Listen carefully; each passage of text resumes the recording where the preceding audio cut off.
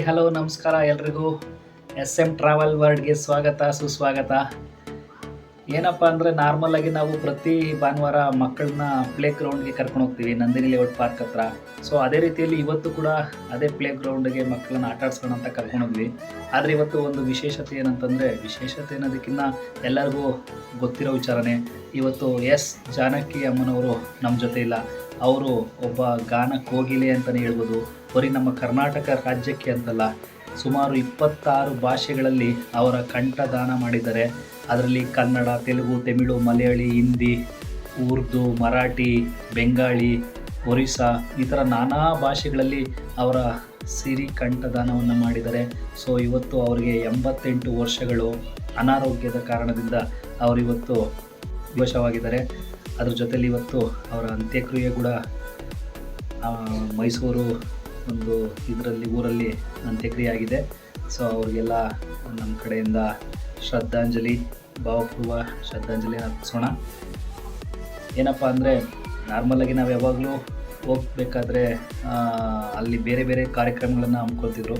ಇವತ್ತು ಜಾನಕಿ ಅಮ್ಮನವರು ಇವತ್ತು ನಮ್ಮ ಜೊತೆ ಇಲ್ಲ ಅನ್ನೋ ಉದ್ದೇಶಕ್ಕೆ ಆ ಒಂದು ನಂದಿನಿ ಲೇಔಟ್ ಪಾರ್ಕಲ್ಲಿ ಇವತ್ತು ಜಾನಕಿ ಅಮ್ಮನವರಿಗೆ ಸಂಬಂಧಪಟ್ಟಂಥ ಕೆಲವು ಸಾಂಗ್ಗಳನ್ನು ಹಾಡುತ್ತಾ ಅವರಿಗೆ ನುಡಿ ನಮನಗಳನ್ನು ಸಲ್ಲಿಸ್ತಾಯಿದ್ರು.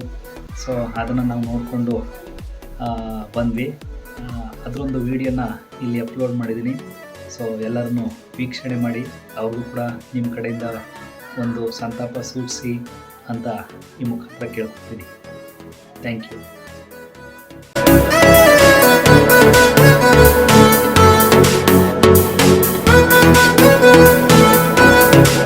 ವಿಶ್ವ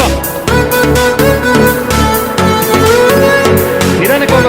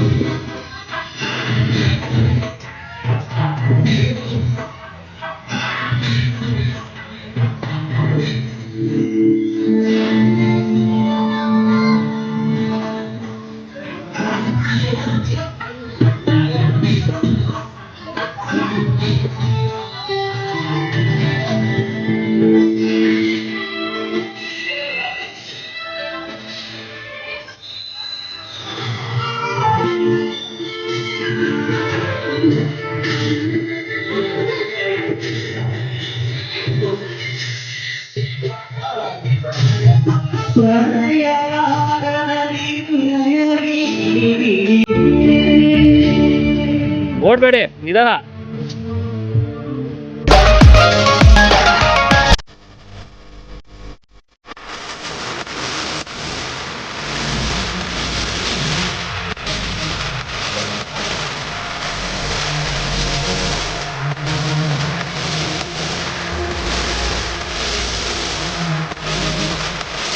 ನಿಧಾನ